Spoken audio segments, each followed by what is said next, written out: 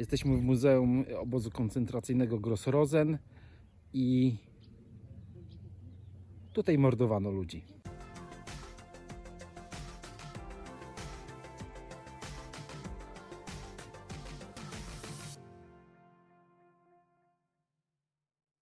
Witam Was w 4. sezonie Robroja Motovloga. Słuchajcie, ten sezon jest inny. Mogę powiedzieć, że każdy sezon jest inny, ale ten sezon jest wyjątkowy. Ten sezon chciałem poświęcić na temat, który jest teraz akurat wyjątkowo ważny i jest ponadczasowy. Musimy o nim pamiętać. Chodzi o II wojnę światową, o zabijanie, bezsensowne zabijanie. No, każde zabijanie jest bezsensowne, ale chodzi o wojnę. To, co się dzieje teraz na Rosji od końca lutego, no jest niepojęte. Ludzie na zachodzie może tego tak nie odczuwają, ale tutaj w Polsce jest duża pamięć tego, co się działo tutaj w 39 do 45, no też i troszeczkę później, bo to Rosjanie też swoje dali.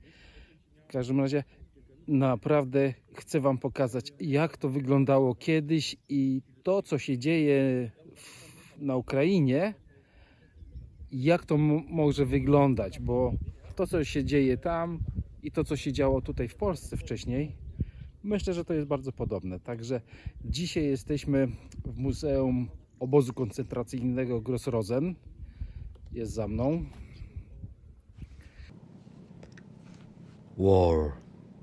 War never changes. Tymi słowami zaczynam 4. sezon mojego motovloga. Podczas zimowych wieczorów rozmyślałem, co Wam pokażę w tym sezonie.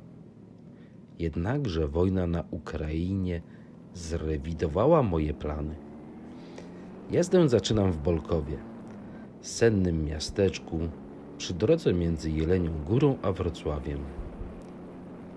Po wyjechaniu z Bolkowa kierujemy się na wschód, by po kilku kilometrach wskoczyć na drogę szybkiego ruchu S3.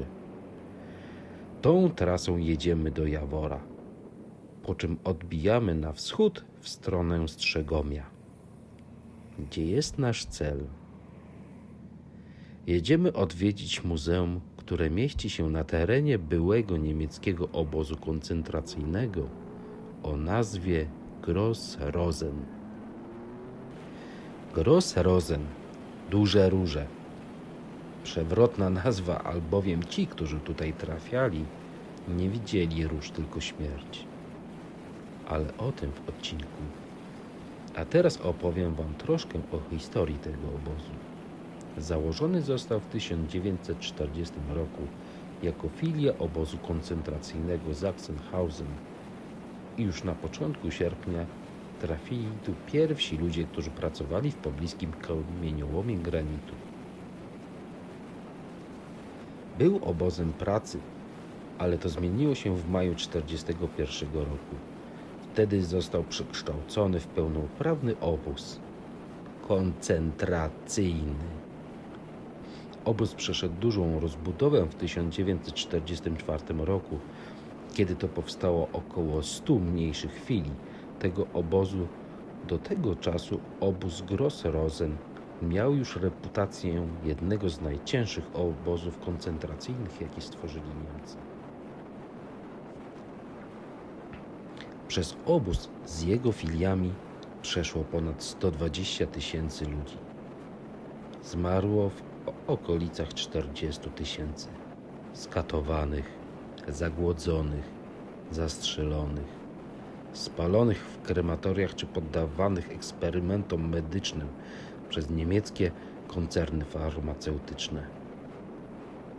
Dodam tylko, że materiał jest podzielony na 2 części ze względu na ilość materiału oraz to, że w takich miejscach nie ma się co spieszyć.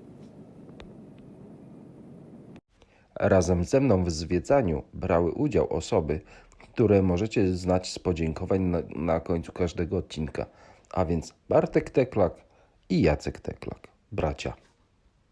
Nade mną mam nadzieję, że widać napis Arbeit macht frei. Praca czyni wolnym.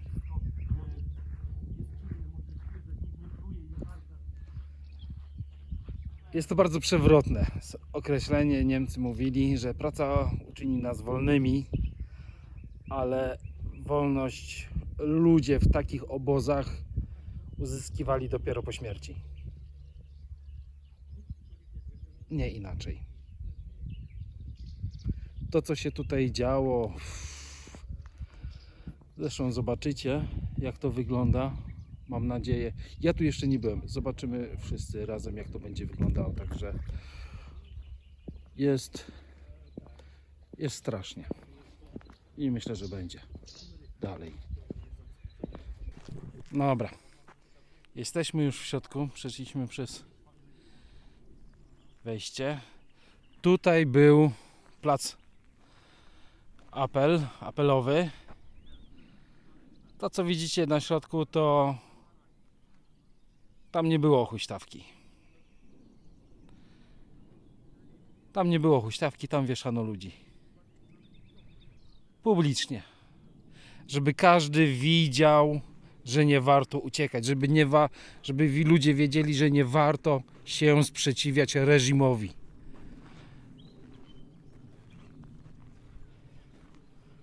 Teraz jest piękna pogoda, ale atmosfera jest dla mnie przytłaczająca. Powiem wam tak. Ten obóz nie jest jedyny. To nie jest jedyny. Ten obóz miał filię, swoje podobozy w innych miejscowościach. Ogólnie ten teren wcześniej był niemiecki i tutaj były Niemcy, także zaraz zobaczycie nazwy miast. To są nazwy niemieckie, teraz to są najczęściej już polskie tereny, także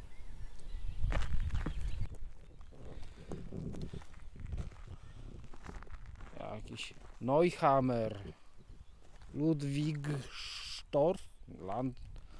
Nie, nawet staram się tego nie czytać, żeby nie skaleczyć. Zobaczcie, każda tabliczka to jest miasteczko, wieś. To jest miejsce, gdzie Niemcy zmuszali do pracy. Do katorżniczej pracy, do samej śmierci. Nikt tam nie miał żadnego planu emerytalnego. Nikt nie myślał o emeryturze.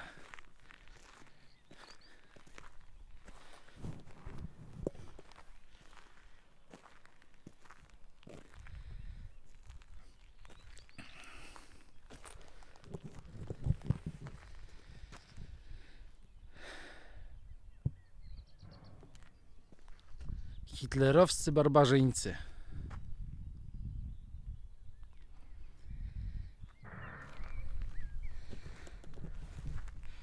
Powiem wam taką rzecz, że często się właśnie mówi tych hitlerowców, że to są faszyści, że to są naziści. Bardzo popularno. Guben, o to kojarzę, to już chyba jeszcze jest po stronie Hirschberg.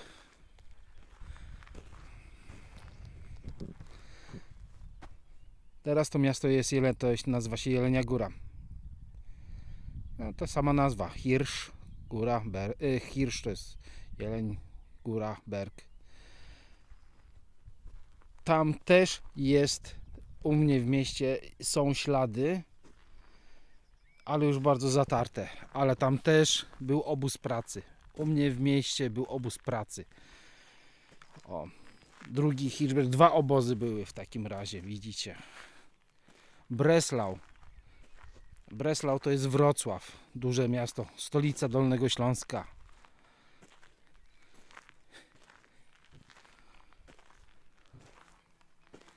Breslau następne.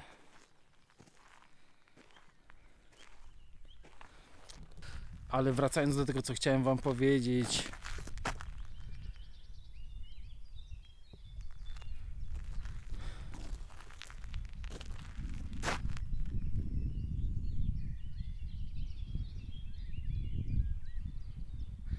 Wiecie co, tutaj wszystkie budynki zostały rozebrane. Ostał się tylko jeden, do którego za chwilę podejdziemy.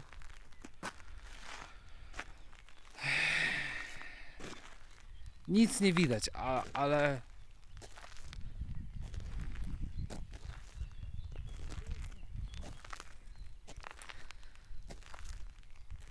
jest to miejsce bardzo naznaczone emocjonalnie.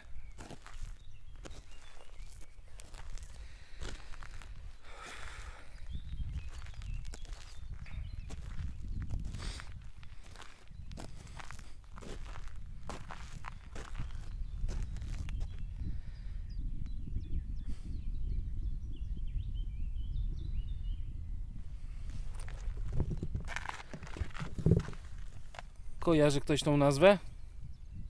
Siemens?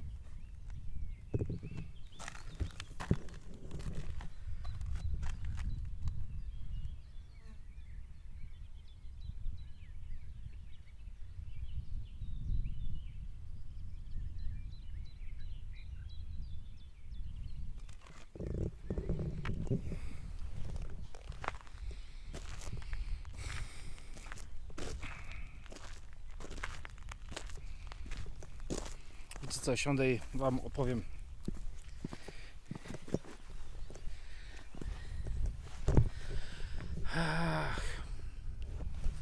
Powiem wam tak, że Hitler nie był Niemcem, był Austriakiem. Może nie wszyscy wiedzą. Taka ciekawostka.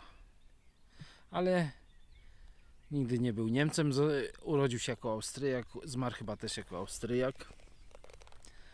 A mimo to udało mu się porwać cały naród i nie tylko swój naród, inne ościeżne też.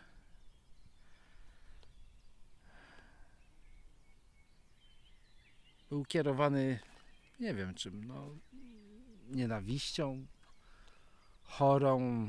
Myślę, że na pewno był chory. Był chorym człowiekiem. Możliwe, że ktoś, kto się tym zajmuje, wie więcej, że nie wiem, syfilis czy cokolwiek. Na pewno nie był normalnym człowiekiem. To wiadomo, żeby wymyślić coś takiego. A teraz inny chory człowiek na Kremlu, w Rosji robi to samo. Na szczęście na dużo mniejszą skalę, ale początek jest bardzo podobny. Pierwsze niemieckie obozy koncentracyjne, bo nie Niemcy wymyślili obozy koncentracyjne, a Anglicy w Afryce wymyślili pierwsze obozy koncentracyjne, ale pierwsze niemieckie obozy koncentracyjne powstały w Niemczech. Przed II wojną światową. Tam byli internowani komuniści, osoby o nieprzychylnych poglądach politycznych i tam dokonywali swojego żywota, wcześniej pracując oczywiście ciężko do upadłego. Później się to rozlało na całą Europę.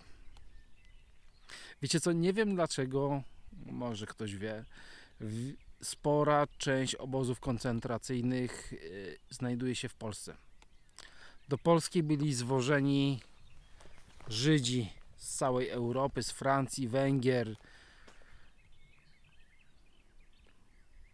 ze wszystkich krajów chyba, wydaje mi się, że byli przywożeni do Polski.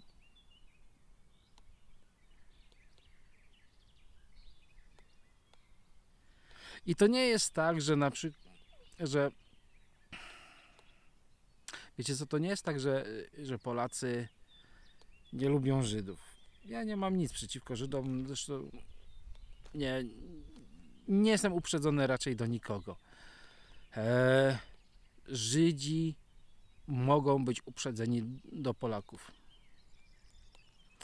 Właśnie przez II wojnę światową. Mówią, że pojawiają się takie głosy, że Polacy wydawali Żydów. Tak. Nie mówię, że nie. Na pewno Polacy wydawali Żydów. Ale postawcie się w roli człowieka, który jeżeli ma jakąś szansę ocalić swoją rodzinę w jakikolwiek sposób, czy to na przykład, żeby ich od razu nie zabili, czy też na przykład za kromkę chleba i wyda kogoś, wyda. Jeżeli ktoś mówi, że ja bym umarł i bym ich nie wydał, to albo was okłamuje, albo jest taką osobą 1 na 1000, 1 na 10 tysięcy. Bo najpierw myślimy o sobie, o swojej rodzinie, później gdzieś o jakichś innych ludziach. Takie są reguły. Ja rozumiem. Ja rozumiem to wszystko, także